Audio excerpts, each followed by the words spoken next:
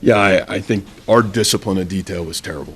And, that it's an area for us that we haven't corrected, and I feel like it's been that way a little bit since the second half of the Arizona game. And, we keep spinning our wheels, and the lack of detail that it takes to win football games, we're living in. And there's only one place you can point the finger, and it's at the head football coach. I got to get it corrected. You're either coaching it or allowing it to happen, and obviously we continue to allow it to happen. So disappointing. I have higher expectations for myself. Certainly apologize to our kids. I apologize to our fan base, but it's really disappointing. Coach, your teams are notorious for not having penalties. The last 2 weeks, they've been against that. How do you go about changing that?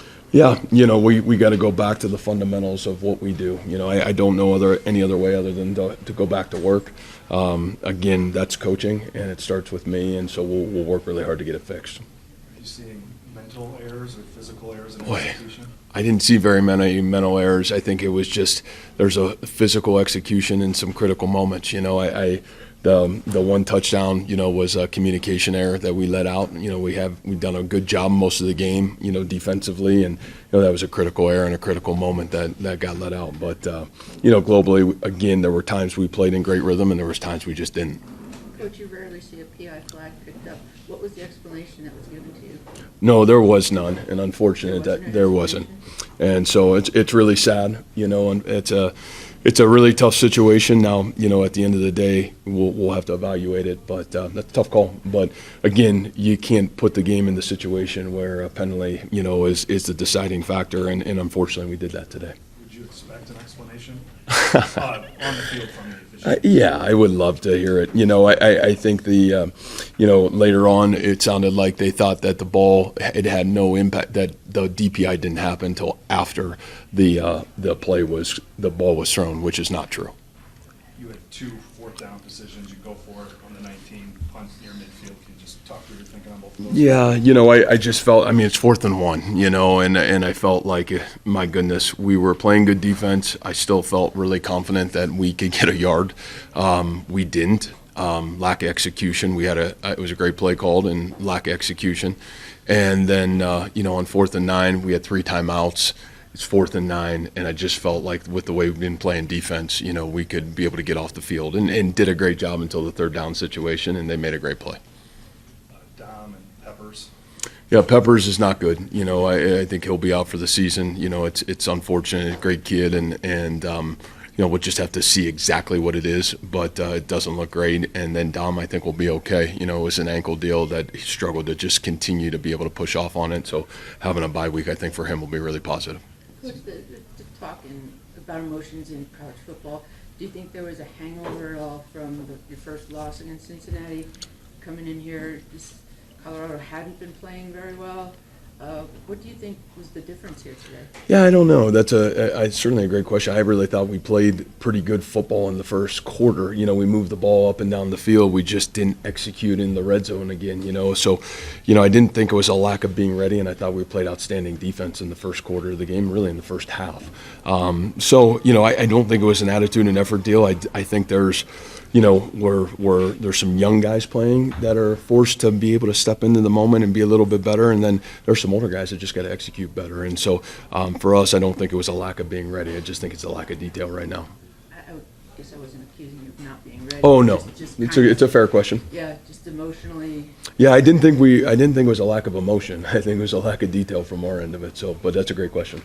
What is regrouping, or what is the next going into the bye week look like for you guys after 2 losses? Well, yeah, that you never want to go into a bye week, like this, but the reality of it is probably in some way, shape, and form coming at a really good time. Obviously, as we've always talked about, self-assess, do a great job of evaluating where we're off, and obviously we are, and then going to fix it. I think that's the great thing I love about our coaches and I love about our kids is it's not a lack of care, it's not a lack of effort, but we got to get it corrected, and that's coaching and that's playing. Chase Smith kicked the extra point that you had Rhodes kick off. Yeah, Chase tweaked himself, so we didn't really know what was going on. So yeah, tough situation right now, but that's kind of it's kind of the world we're in right now. So we just got to keep grinding through. It was great to see Carson did a good job at least, and appreciate what he's doing for our football team right now.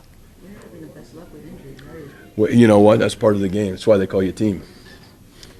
Everybody good? Thank you. Awesome. Go ahead.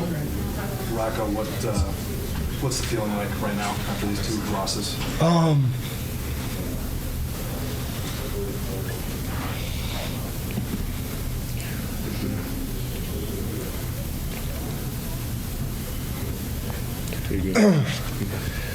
This hits me pretty hard because I'm not playing at a high level, and I gotta be better for this team.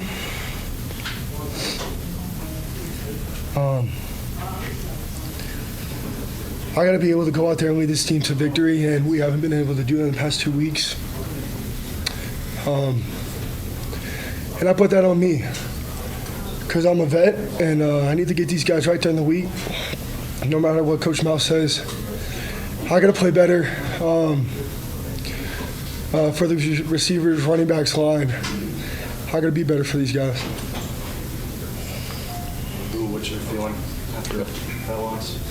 I'll just say that we just have to keep our head high, just keep on. It just started with the details. We just killed ourselves. We know the ability we can do. We just can't keep on killing ourselves. We know that we can play at a high level. We could be one of the top teams in the country. We just have to just come back to practice, work on the details, just keep on working. What made the running game so effective for you today? It seemed like you were getting chunk play after chunk play. All glory to God. Today during chapel, we just talked about just give it all to God, and yeah, He worked through us. The O-line, the wide receivers, the quarterback making good reads to give me the ball. Just all of them just put in the work from practice.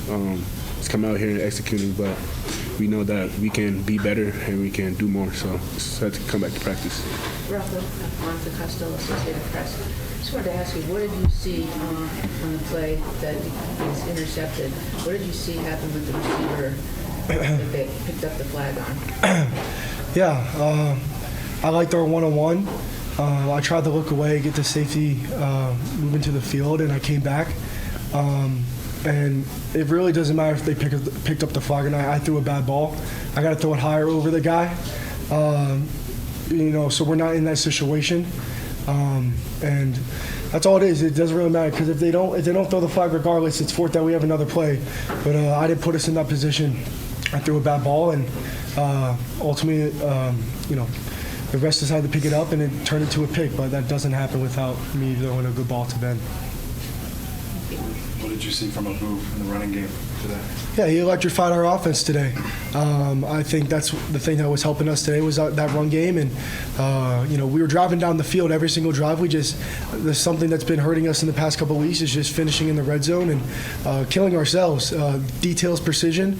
And like I said earlier, I put that on myself because I feel like I got to be better, just physically and mentally and just leadership-wise for this team down there. And we have to look at the film and look ourselves in the mirror and see where we need to get better because it's a reoccurring thing for us, and it's never been like that. For not only a team, but I guess a program where you guys talk so much about those details and precisions, to see that unraveling costing you wins, and what's the feeling of that? Yeah, obviously, pretty bad. We don't want that to happen. Details is huge in this program because I think that's how it helps us win games. And I think last year, in those moments when we needed to go score, needed to make the big play, we had those details and precision, and we just got to be better. Like I said, we got to watch back the film. We got to get with everybody. We can't point fingers at anyone. And we got to see what needs to be fixed, and it can be fixed because it's little things that we're shooting ourselves in the foot. Like I said, we just need to look at it and get better from it. Abu on the 4th and 1 call. Did you like that play call? Did you have enough vision to be able to get to what you needed, and they just penetrated on it? That was a good play call. I had an RPO. I should have pulled it, and with Ben and Carson to the field. So that's great play call, honestly. And they stuffed the gaps. I should have pulled it through the flat route. So that's what happened on that play. Rocco, you lost football games before, big games, close games. Why is this loss hitting you as hard as it seems to be? Because I think, like I said in the beginning, I don't think I'm playing to a high standard, my standard, and I just got to be better. I think last year we were in the same position where we lost back-to-back games, and I didn't want to be in that position again. And so this one does hurt a lot.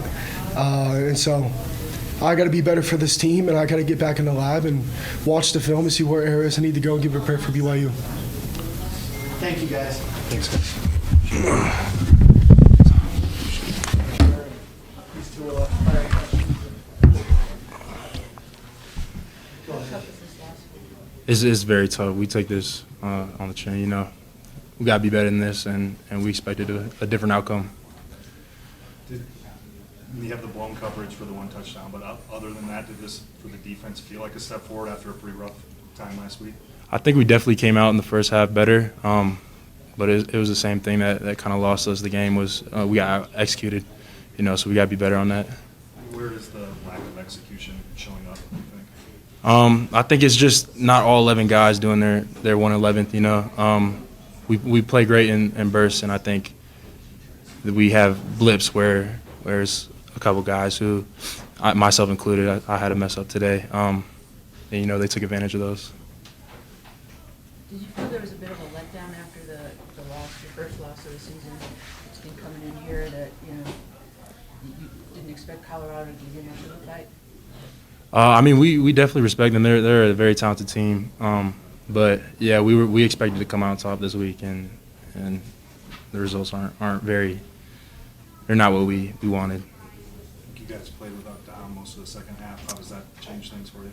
Yeah, it's definitely tough. I mean, I think our guy stepped up, but he's a great player, so we felt him gone.